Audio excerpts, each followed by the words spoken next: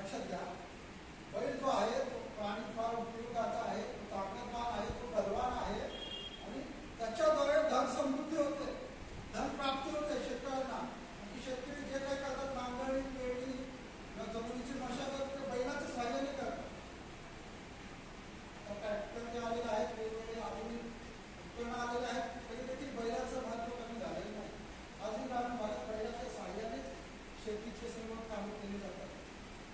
आणि जर बैल नसला असता तर पोटा स्वच्छ राहिला असता, पण बैल जो आहे तो इतका उपयुक्त आहे, तो इतका बलवान आहे की त्याच्याद्वारे तुम्हाला धन प्राप्ती होते, त्याच्याद्वारे तुम्हाला आशीर्वाद मिळतात.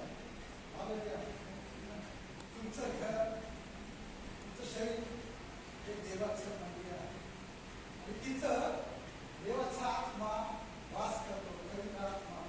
आणि पवित्र आत्मा हा सामर्थ्यशाली आहे. तुमचं घर सामर्थ्याने भरलेलं असलं पाहिजे. तुमच्या गोठ्यामध्ये बैलाचं सामर्थ्य पाहिजे, तुमच्या शरीरामध्ये पवित्र आत्मा, पवित्र आत्म्याचं सामर्थ्य पाहिजे, पवित्र आत्म्याचा अभिषेक पाहिजे, पवित्र आत्म्याचं फळ पाहिजे, कृपादान पाहिजे. जर तुमच्या घरात सर्व सुखसोयी आहे, मनुष्यच नाही काय काय, किंवा लहान मुलंच नाही तर काय काय, नुसतं स्वच्छता असून फायदा नाही. त्यामुळे तसं बैल असल्याशिवाय धन प्राप्ती होणार नाही. तसं तुमच्या जीवनामध्ये जर तुम्हाला आशीर्वाद पाहिजे असतील तर तुम्हाला पवित्र आत्म्याचं सामर्थ्य असणं गरजेचं आहे. हालेलुया. तुमचे शरीर देवाचे मंदिर आहे. तुमचे शरीर हे देवाचे मंदिर आहे आणि देवाचा आत्मा त्यामध्ये वास करत आहे. एक आकृती दिलेलं आहे वचन, तुम्हाला सर्वांच्या परिचयात आहे. पवित्र आत्म्याचं सामर्थ्य जेव्हा तुमच्यामध्ये येतं ना, तेव्हा तुम्हाला अभिषेक प्राप्त होतो, तुम्हाला सामर्थ्य प्राप्त होतं, तुम्हाला वरदान प्राप्त होतात, तुम्हाला फळं प्राप्त होतात, तुम्हाला वचनाचं अद्भुत प्रकटीकरण प्राप्त होतं. तेच मागच्या वेळी आपल्याकडे देवाची माणसं त्यांना प्रॉपर्टी ना, प्रत्येकाच्या घरात कोण आजारी आहे, भाऊ आजारी आहे, बहीण आजारी आहे, मुलगा आजारी आहे. कर्नाटक लांब लांब राज्यामध्ये राहत असते तिथे त्यांची भविष्यवाणी सांगते आणि हे प्रकार देवाचं काम आहे. पण लक्षात घ्या, जसं गोठ्यामध्ये बैल असला तर अस्वच्छता होणार, तसं मिळालं जर तुम्ही विश्वास ठेवत आहात, देवाच्या वचनाप्रमाणे चालत आहात, तर काय होईल ते आपण पाहूया. वचन आपल्या वचनाचे आपण बघतोय पुस्तक 5वा अध्याय 10 ते 12 वर्षामध्ये.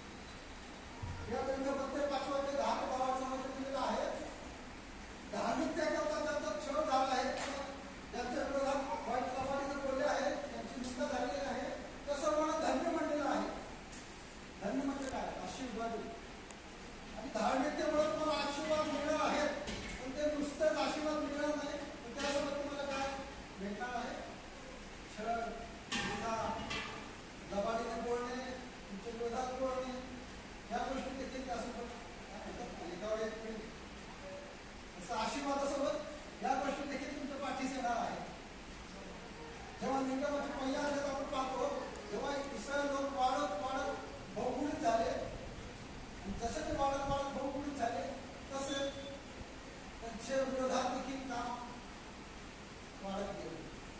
त्यांच्या कामाचा बोजा लागत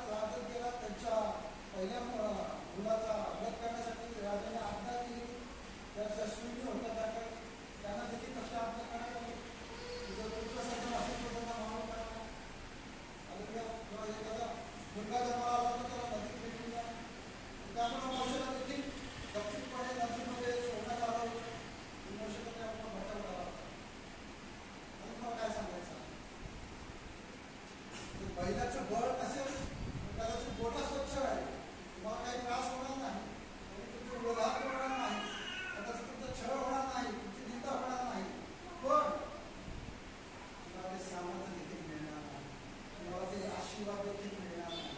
ते आशीर्वाद तुमच्यासाठी तयार केले आहे, बलिदान केलेलं आहे, त्याच्याकडे तुम्हाला आशीर्वाद मिळावा, त्या आशीर्वादाला तुम्ही मुक्ता. जर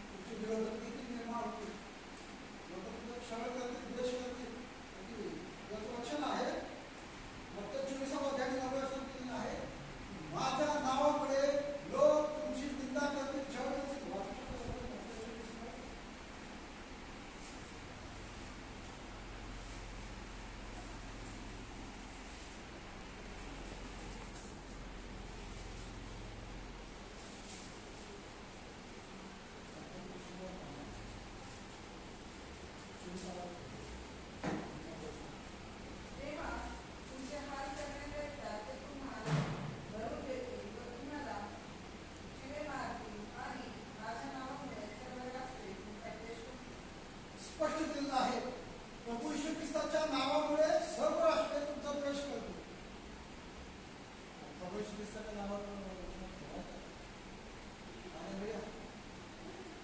आणखी एक वचन आहे